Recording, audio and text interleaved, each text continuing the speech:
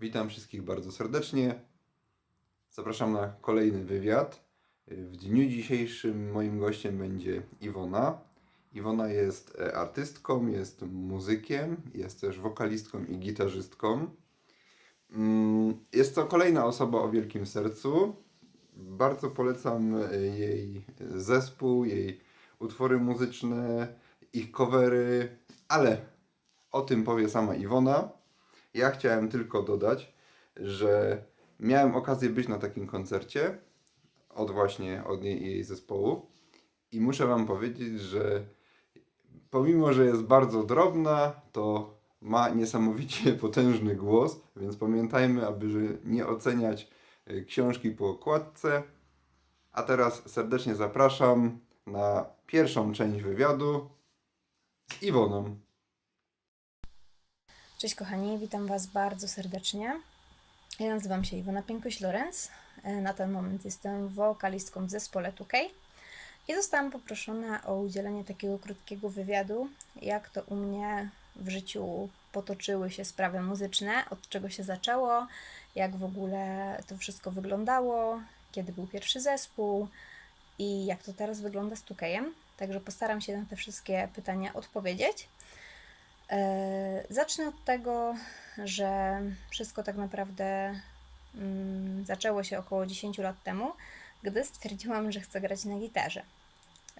Ciężko jest mi powiedzieć, skąd to się u mnie wzięło. Zawsze muzykę lubiłam jej słuchać, natomiast po prostu stwierdziłam tak z dnia na dzień, że chcę zacząć grać na gitarze. No i zaczęłam grać na gitarze klasycznej. Bardzo szybko przestawiłam się na gitarę elektryczną, ponieważ zawsze muzyka rockowa była najbliższa mojemu sercu. No i jak już dobrze, nie wiem czy dobrze, jak już opanowałam takie podstawy, tak, nauczyłam się tych podstawowych chwytów, tak, że potrafiłam zagrać jakiś tam utwór, jakąś piosenkę, jakikolwiek cover, to też poznałam inne osoby, które w tym momencie grały. Tak, chodziliśmy sobie wszyscy do pobliskiego MDK-u, no i stwierdziliśmy, że skoro mamy gitarzystów, mamy perkusistę, to fajnie by było stworzyć jakiś skład i pograć sobie chociażby jakieś covery. No jak wszyscy pewnie zaczynaliśmy właśnie od coverowania innych zespołów, bardziej bądź mniej znanych. No ale z racji tego, że nie mieliśmy wokalisty ani wokalistki, a byłam tam jedyną dziewczyną wtedy grającą na gitarze elektrycznej, no to stwierdzili wszyscy jednogłośnie, że dziewczyna będzie śpiewać. Także tak się zaczęło. Początki oczywiście były trudne, ponieważ też większego pojęcia o śpiewaniu nie miałam. Wszystkiego się nauczyłam na początku sama. Potem też zaczęłam uczęszczać na różne lekcje, dokształcać się, bo coraz bardziej się w to wkręciłam. Dlatego teraz bardziej na przodzie jest wokal i właśnie teraz obecnie w Tukeju tylko śpiewam, chociaż cały czas gdzieś tam w domu sobie pogrywam, ale nie jestem jakąś wielką gitarzystką, po prostu umiem sobie grać, mogę sobie zagrać do ogniska i coś tam potworzyć. Natomiast tak, właśnie później po tych coverach przyszedł czas na to, że zaczęliśmy tworzyć jakieś tam pierwsze swoje utwory, zaczęłam pisać pierwsze teksty, graliśmy właśnie taką muzykę rockową. Daliśmy kilka jakichś tam koncertów. Później stworzyłam swój zespół pod nazwą Zander. Też dużo osób się przez ten zespół przewinęło. Kilka lat ten zespół trwał. Graliśmy też taką właśnie muzykę rockową, potem poszliśmy tylko i wyłącznie w nasze autorskie utwory. No i później tak naprawdę poznałam chłopaków z Tukeja, którzy zaproponowali mi śpiewanie w Tukeju, początkowo na zastępstwo, później tak się wszystko potoczyło, że teraz jestem głównym wokalem i zostałam znowu w życiu wrzucona na głęboką wodę. I ni stąd, ni zowąd zaczęłam, można powiedzieć, rapować, chociaż ja... Wszyscy poznaliśmy już Iwonę. Poznamy trochę więcej informacji na jej temat w drugiej części wywiadu, który będzie wkrótce. Ja chciałem odnieść się natomiast do kwestii instrumentu. Otóż w życiu zdarza nam się tak, 50% na 50%. Albo do nas trafia instrument sam jakimś sposobem i testujemy go, albo ktoś, przeważnie rodzice lub ktoś z rodziny, daje nam jakiś instrument do spróbowania i bardzo często w taki oto sposób z tym instrumentem zaprzyjaźniamy się, zaczynamy na nim ćwiczyć, chodzimy też czasem do szkoły muzycznej, rozwijamy się w tym zakresie. No, ja nie miałem tego szczęścia, moim instrumentem były zawsze ręce, więc ja poszedłem do szkoły walki akurat. No, ale to zostawmy. Cieszę się, że instrument taki jak gitara powędrował właśnie do Iwony.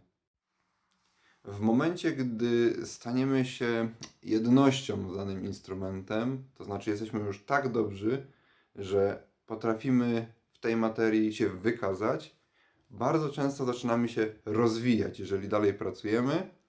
Tutaj również tak było, mam na myśli oczywiście Iwonę. To znaczy gitara klasyczna, opanowała ją, potem szybko przeskoczyła na gitarę elektryczną. Zakochana, oczywiście poprzez to, że kochała muzykę rockową. No i co dalej poszło? Następnie poszedł wokal, potem doszło pisanie tekstów. Rozwija się, cały czas się rozwija.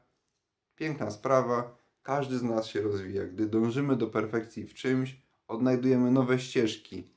Nie możemy zrobić tak, że poznawszy jedną rzecz, odkładamy ją całkowicie i uważamy, że jesteśmy najlepsi na świecie. Nie, należy szukać i dzięki temu, że szukamy i staramy się rozwijać, odnajdujemy właśnie te ukryte wcześniej przed nami ścieżki lub to, co uważaliśmy wcześniej za niemożliwe.